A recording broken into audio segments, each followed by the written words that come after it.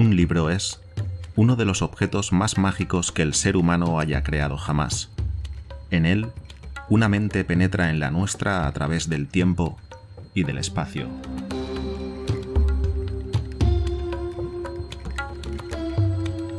Pónganse cómodos y acompáñenme, soñadores y soñadoras. Dejemos que los mitos de Lovecraft exploren los más oscuros rincones de nuestro ser.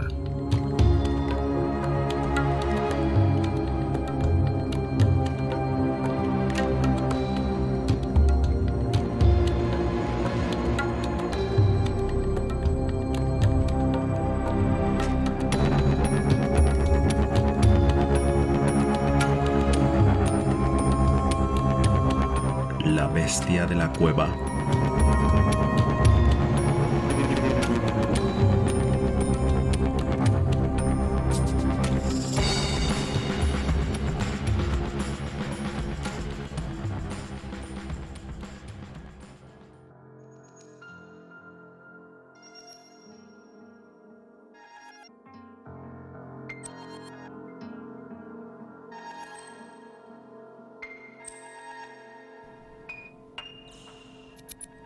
La terrible conclusión que gradualmente se había ido fijando en mi mente confusa y reacia era ahora de una certeza espeluznante. Me hallaba perdido, completa y desesperanzadamente perdido en los vastos y laberínticos corredores de la cueva del mamut. Mirara a donde mirara, mis ojos cansados no lograban captar ningún objeto que pudiera servirme de referencia para encontrar el camino de salida. La lógica me decía que jamás conseguiría volver a ver la bendita luz del día, ni a pasear por las deliciosas colinas y valles del hermoso mundo exterior. La esperanza se había desvanecido y, sin embargo, adoctrinado por una vida dedicada al estudio de la filosofía, obtuve cierta satisfacción al comprobar lo desapasionado de mi conducta, pues, aunque con frecuencia he leído acerca del salvaje frenesí que embarga a las víctimas de situaciones semejantes, yo no sentía nada de eso, sino que mantuve la serenidad en cuanto descubrí plenamente que había perdido el rumbo.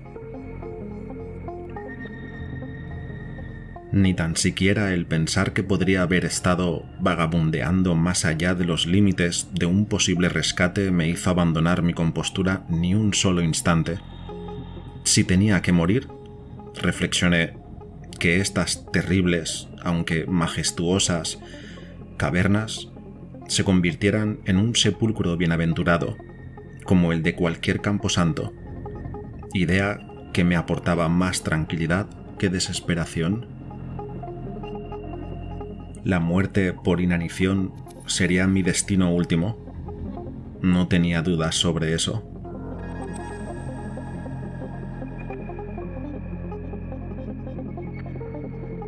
Sé que muchos se habrían vuelto locos en aquellas circunstancias, pero sentía que ese no sería mi final. Mi desgracia era el resultado de mis propios errores, y de nadie más, ya que desobedecí al guía y me separé del grupo de visitantes. Y tras vagar cerca de una hora a través de las galerías prohibidas de la caverna, me había dado cuenta de que ya no podía encontrar el camino de vuelta entre los intrincados vericuetos que había recorrido tras abandonar a mis compañeros. Mi antorcha comenzaba a extinguirse, y pronto me vería envuelto en la oscuridad total y casi palpable de las entrañas de la tierra.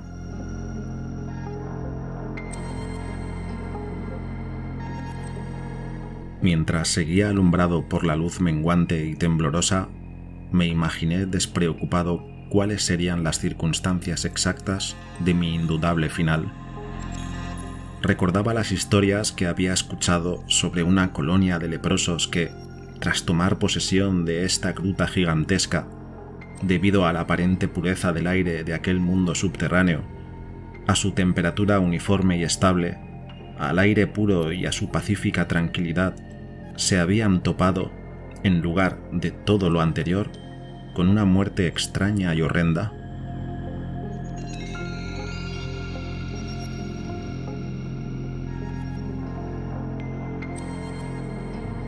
Había visto las ruinas destartaladas de sus casitas enfermizas al pasar con el resto de mi grupo, y me había preguntado entonces por los efectos sobrenaturales que una larga estancia en aquella caverna inmensa y silenciosa produciría en una persona tan saludable y vigorosa como yo. Y ahora, me dije a mí mismo con gravedad, tenía la oportunidad de comprobarlo, suponiendo que la falta de comida no acelerase mi marcha de este mundo.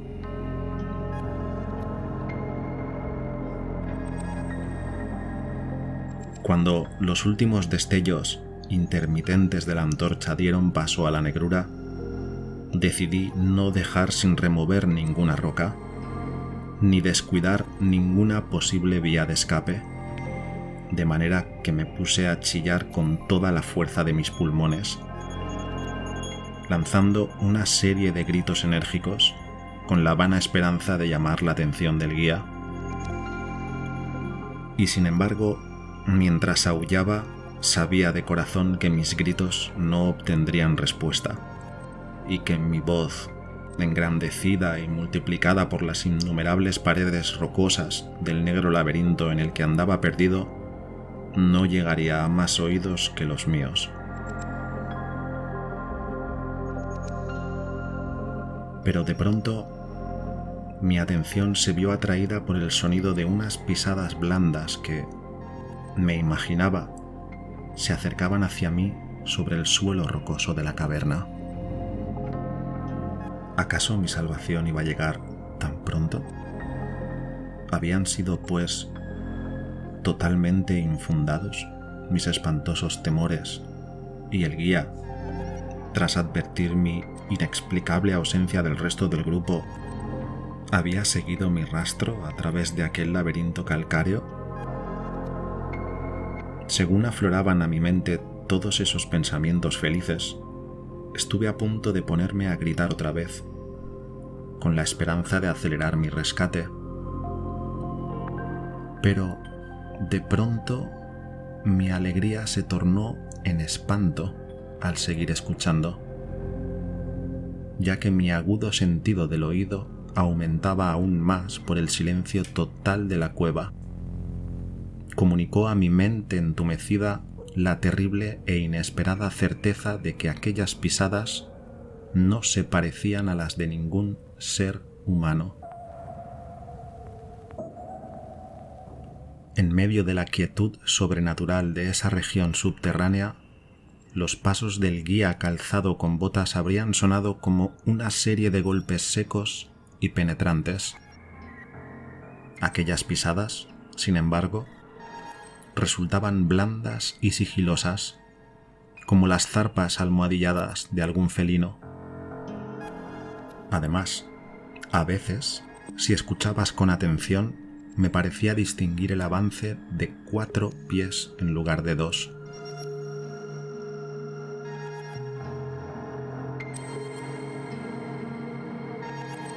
Estaba ahora convencido de que mis gritos habían despertado y atraído a alguna bestia salvaje, un puma quizá, extraviado accidentalmente en el interior de la caverna. Pensé que, a lo mejor, el Todopoderoso había elegido darme una muerte más rápida y misericordiosa que el hambre. Sin embargo, el instinto de conservación, que nunca está dormido por completo, latió dentro de mi pecho, y aunque escapar del peligro que se avecinaba no haría otra cosa que evitarme un final más fácil y sencillo, decidí que aquella bestia pagaría un alto precio por mi vida. Por muy extraño que parezca, mi razón estaba convencida de que las intenciones del visitante tenían que ser hostiles, así que me quedé totalmente quieto, con la esperanza de que aquella bestia desconocida, ante la ausencia de cualquier sonido que pudiera guiarla, perdiera el sentido del rumbo, de la misma manera que ya me había sucedido a mí, y, de esa forma pasara de largo.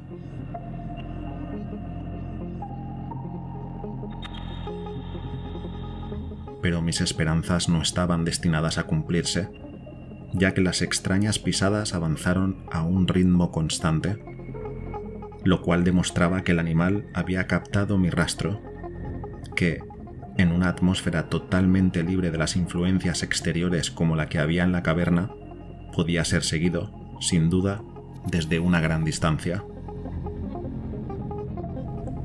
Decidí, pues, que tenía que conseguir algún arma para defenderme del ataque de un ser desconocido e invisible en medio de la oscuridad, y agrupé a mi alrededor las piedras más grandes que pude encontrar en las proximidades y que estaban desperdigadas por el suelo de la caverna. Y luego, con una piedra en cada mano, lista para ser usada, aguardé resignado el inevitable desenlace. Mientras tanto, las espantosas pisadas como de garras seguían aproximándose.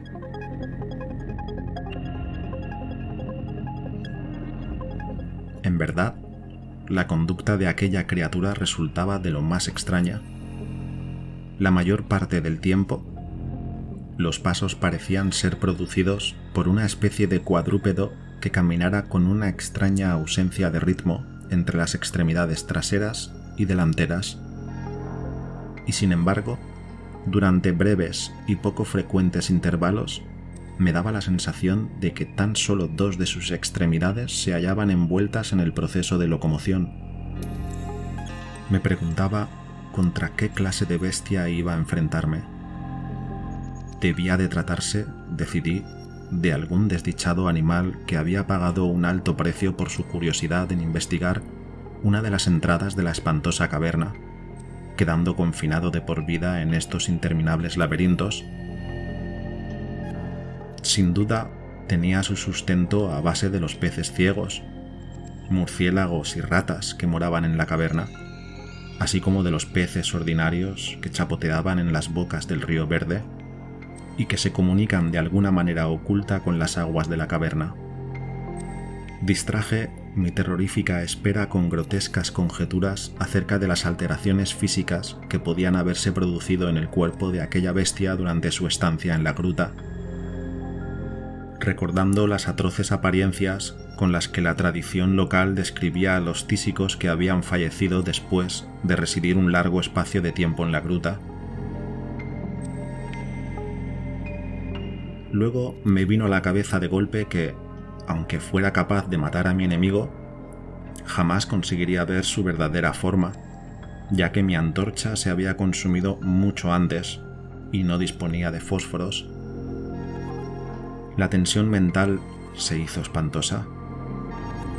Mi imaginación desbocada conjuraba formas aterradoras y repugnantes que emergían de la siniestra oscuridad que me rodeaba y que parecían presionarme en un sentido físico. Las terroríficas pisadas se acercaban cada vez más. Estuve a punto de soltar un grito agudo y, sin embargo, de haber sido lo suficientemente estúpido como para intentarlo, mi voz apenas me habría respondido. Estaba petrificado, como unido a la roca. Dudaba de que mi mano derecha fuera capaz de lanzar el misil sobre la bestia que se acercaba cuando se produjera el momento crucial.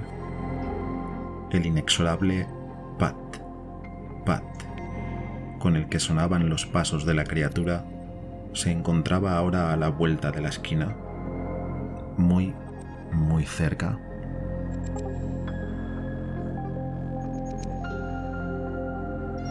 Podía percibir la trabajosa respiración del animal y, aun a pesar de sentirme totalmente aterrado, fui capaz de comprender que venía de muy lejos y que por consiguiente estaba fatigado.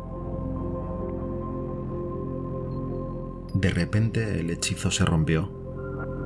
Mi mano derecha, guiada por mi agudo sentido del oído, arrojó con todas sus fuerzas el anguloso trozo de roca caliza que sostenía, impulsándolo hacia el lugar en tinieblas del que surgía el resuello y las pisadas, y, aunque parezca imposible, estuvo a punto de alcanzar su objetivo, pues escuché que la cosa pegaba un brinco y aterrizaba a cierta distancia, haciendo luego una pausa. Apunté de nuevo y lancé el segundo proyectil, esta vez con mayor efectividad, ya que escuché con gran regocijo cómo la criatura parecía caer completamente inerte, quedando sin duda inmóvil sobre el suelo. Desbordado por el tremendo alivio que me invadió, apoyé la espalda sobre la pared.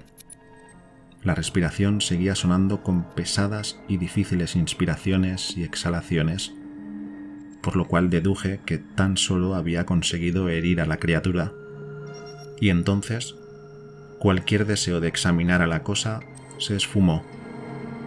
Por fin, un miedo supersticioso y sobrenatural se adueñó de mi mente, y no me atreví a acercarme al cuerpo, ni osé arrojarle más piedras con la intención de acabar con su vida.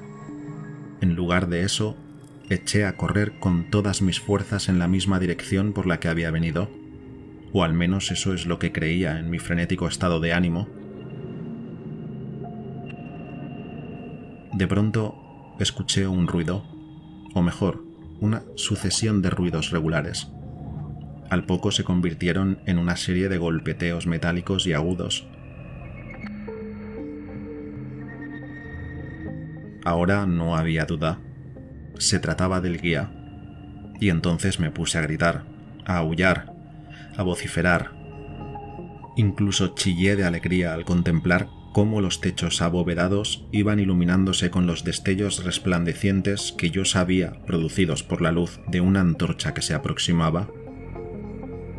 Corrí en busca del resplandor y, antes de que pudiera comprender todo lo que realmente había sucedido, me encontré tirado sobre el suelo a los pies del guía, abrazado a sus botas, balbuceando, a pesar de mi habitual timidez, de la manera más estúpida y carente de sentido los terribles sucesos que acababan de acontecerme, y al mismo tiempo abrumando a mi oyente con mis demostraciones de gratitud. Al final pude recuperar un poco el juicio. El guía se había dado cuenta de mi ausencia cuando el grupo llegó a la salida de la gruta. Y gracias a su sentido de la orientación, había procedido a realizar una concienzuda exploración de los pasadizos en los que me había dirigido la palabra por última vez, localizando mi situación tras una búsqueda de casi 4 horas.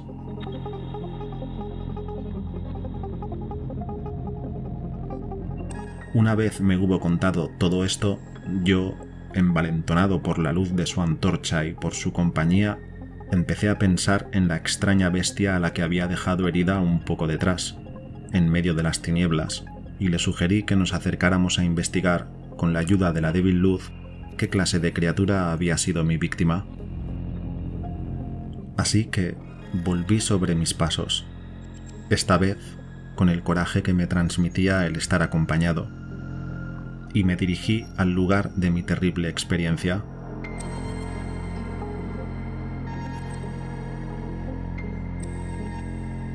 Pronto descubrimos un cuerpo blanco tumbado en el suelo, más blanco aún que la misma caliza resplandeciente.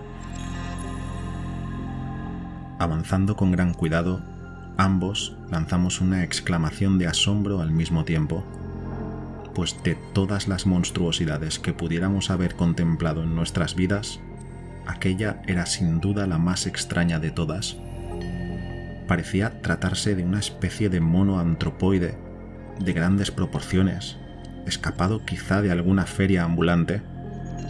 Su pelaje era tan blanco como la nieve, característica que sin duda se debía a la acción decolorante de una larga existencia dentro de los tenebrosos confines de aquella caverna, pero también era sorprendentemente fino y escaso, y apenas le crecía en el cuerpo, excepto sobre la cabeza, donde resultaba tan largo y abundante que le caía alrededor de los hombros con notable profusión. El rostro permanecía cubierto, ya que la criatura había caído prácticamente boca abajo, El ángulo que formaba sus extremidades era ciertamente singular, pero, sin embargo, explicaba el cambio del uso habitual de estas, que yo ya había notado antes, ya que las bestias emplean con frecuencia para desplazarse las 4 extremidades a un mismo tiempo, mientras que, en otras ocasiones, solo utilizan 2. De la punta de los dedos, tanto de las manos como de los pies, sobresalían unas largas uñas en forma de garra. Ni las manos ni los pies eran prensiles, características que atribuí a la larga estancia en la caverna que, como antes mencioné, parecía suficientemente probada por la blancura tan antinatural y absoluta que acompañaba a toda su anatomía. No parecía haber rastro de cola. La respiración era ahora sumamente débil, y el guía había empuñado su revólver con la evidente intención de rematar a la criatura, cuando un sonido inesperado emitido por esta última le hizo bajar el arma. La naturaleza de aquel sonido resultaba difícil de explicar. No se trataba de las típicas notas que pudieran emitir las especies conocidas de simios, y me pregunté si aquella cualidad tan poco natural no sería el fruto de una existencia rodeada por un silencio total y continuado, roto al fin por las sensaciones causadas ante la aparición de un foco de luz, algo que la bestia no había vuelto a ver desde que entró por primera vez en la cueva.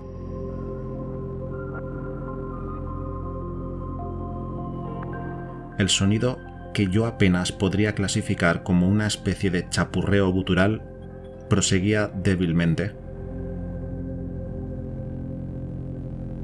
De pronto, un espasmo de fugaz energía pareció recorrer el cuerpo de la bestia. Las garras se estremecieron compulsivamente y las extremidades se contrajeron. El cuerpo blancuzo giró con una sacudida y el rostro se volvió hacia nosotros.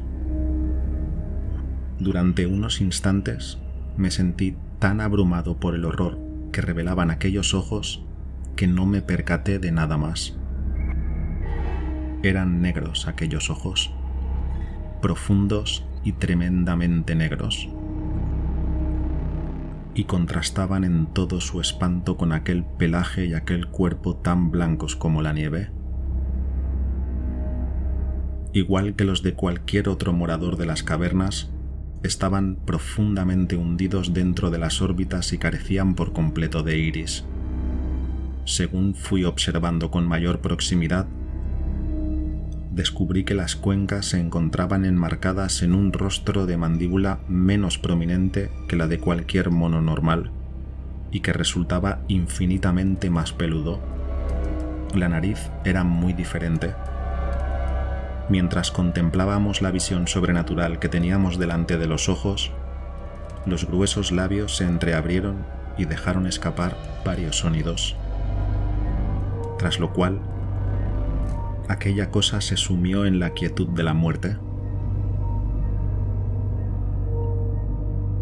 El guía agarró la manga de mi chaqueta, temblando con tal violencia que la luz titilaba espasmódicamente, dibujando sombras fantásticas e inquietas sobre las paredes que nos rodeaban.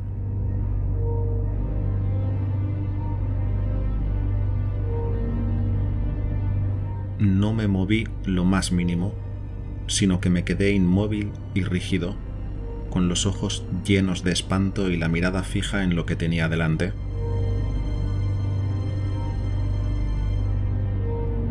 Entonces se disiparon mis miedos.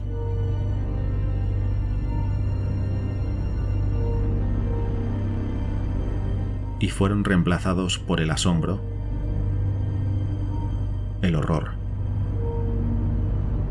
la compasión y la piedad, pues los sonidos que habían brotado de aquella figura herida de muerte que yacía sobre la roca caliza nos habían revelado la terrible verdad. La criatura que yo había matado,